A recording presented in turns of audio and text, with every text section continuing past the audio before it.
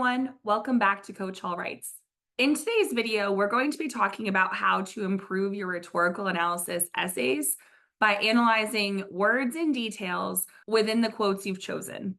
Before we get started, let's stay in touch. Be sure to subscribe here on YouTube, hit that bell to turn the notifications on, and also if you are a TikTok user, please follow me at Coach Hall Writes on that platform as well.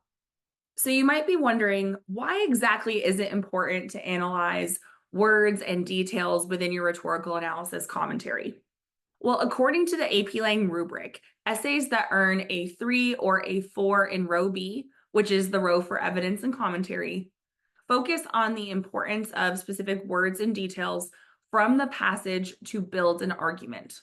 So if we are trying to break into those higher scores for evidence and commentary, earning that 3 or even that 4, then we want to be focusing on this skill. Here's how I help my students get more comfortable with this skill.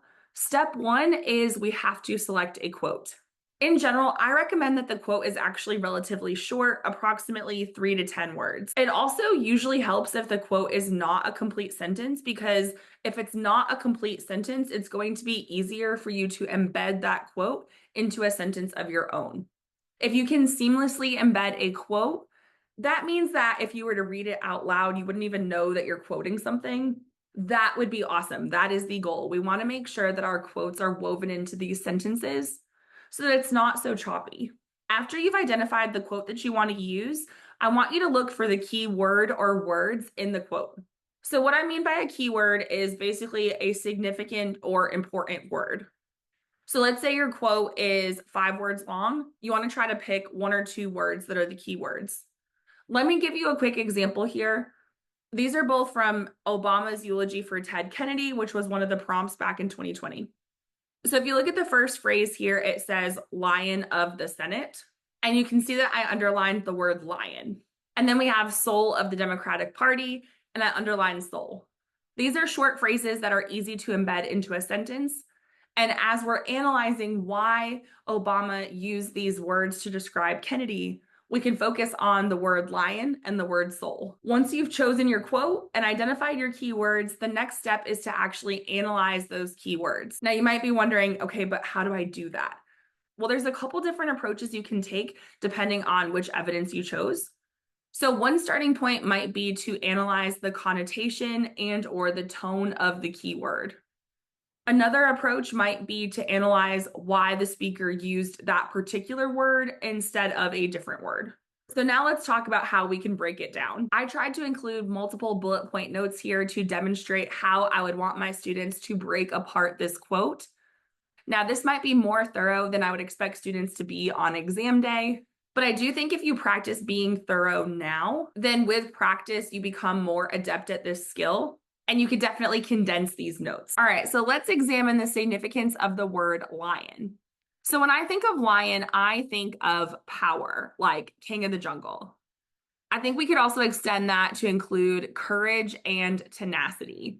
So if somebody is tenacious, it's kind of like they're stubborn, but in a positive way, like they work really hard for things. So then my question would be, okay, why use that word lion to describe Kennedy? How does it fit him? This word is actually a good way to characterize Kennedy in a positive way because he faced numerous tragedies during his life, which Obama elaborates on in the eulogy.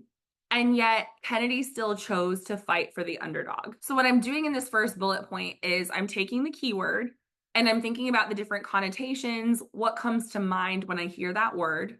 And then I'm also asking myself, okay, why is this word suitable in this case to describe Kennedy? We can unpack it further though. So for instance, lion suggests that he is passionate and that he fights for what he believes in. It also acknowledges his leadership style. So if we use the information in the prompt, we realize that Kennedy was in the Senate for nearly 5 decades. And then later on in the speech, it talks about some of the important laws that he was a part of. So referring to him as a lion in the Senate not only speaks to his passion, but in some sense, it also speaks to his leadership. It also suggests that he is a dominant figure, a powerful voice, and an advocate for justice. Now look at all those notes, all of that for just one word, lion. And if you're thinking, man, I would not come up with half of this, that's okay. Number one, I think it takes practice. I like to have my students do this in groups. So they will pick a quote, they will pick a keyword, and together they will do this kind of brainstorming. But also, like I said before, as you practice this, it becomes more natural. But these bullet points here can later turn into commentary to help you strengthen your rhetorical analysis essay. So let's look at another example. Now, this one I didn't write as much, partially because I feel like there's a little bit of overlap between the two keywords. But here's another example.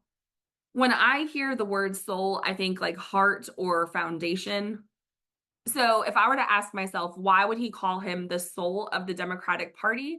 I would say that it means Ted Kennedy embodies what the party stands for. Now, what are those core values? Well, things like fairness, justice, equality, opportunity, and empathy. As I'm looking at this, I'm realizing this would be an opportunity in an essay to perhaps add in a colon and then list these core values. Anytime you can use advanced punctuation in a meaningful way, it elevates the quality of your writing. Also, by calling him the soul of the Democratic Party, it's suggesting that he is this legislative powerhouse, if you will. It also shows that his dedication made him a guiding figure for the party. Now, if we remember that this is a eulogy, therefore the purpose would be to honor Ted Kennedy, then calling him the soul of the Democratic Party would help achieve that purpose, because it would be shaping his legacy. So that's another tip for you. As you are unpacking the keywords and thinking about why is the speaker using this word? What does this word connote? You should also be thinking about, how does this phrase that I have chosen help convey a message, achieve a purpose, or develop an argument, whichever one your prompt asks for. Because if you can take this quote and break down the language, that'll give you commentary. And then the next step is to take that commentary and to tie it back to your prompt. So you want to incorporate that message, argument, or purpose. So here's an example of how to put it all together. Feel free to pause the video now so that you can read. And then here is the rest of that paragraph. Again, feel free to pause to read. And there you have it. This is an activity that I do with my students throughout our rhetorical analysis lessons during our year in AP Lang in order to help them develop their commentary. If you found this video helpful, please give it a thumbs up. Teachers, feel free to recommend this video to your students. And AP Lang students, please share this video with your friends. There's no gatekeeping over here. Don't keep this to yourself. And also don't forget to subscribe. That way, as you are preparing for the upcoming exam, you don't miss any Coach Hall Writes videos or tips. And as always, until next time, happy writing!